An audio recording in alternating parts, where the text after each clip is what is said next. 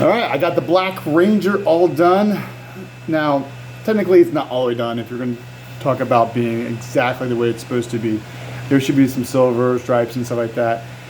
I don't think I have the tools right now to necessarily do the stripes. I'm not against doing them later on.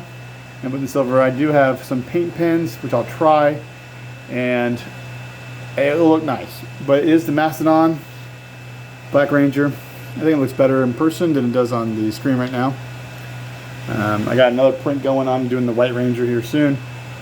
But Quest for Nostalgia, he does a lot of clasp on the sides, and I think I'm going to start doing that. And the reason why, with these magnets in the back, they just don't seat properly. And so that's my issue. I did put some Velcro so this doesn't fall off.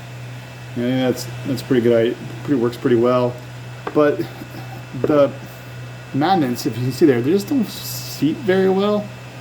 And then trying to get on both sides, it's just kind of a pain. So like, I'm trying to put this on, and it fits my head. It fits my head just fine, but it's just not flush. And so you can kind of see where that's not all the way flush. And it's kind of annoying. I could probably drill out the magnets here a little bit and try to get it so it seats a little better. And I probably will do some of that. So this fits just fine, but it does fit on my head just fine. So get it on there, and it works really good. So very happy with this one. Very happy with the way it came out. I did go to a silver on the mouthpiece, whereas in the Green Ranger last time I had more of the gray. And I like the gray. It's not bad. I just want to try out the silver and see what it looked like. And I ordered some silver, and I got the silver metallic, and it's a Krylon.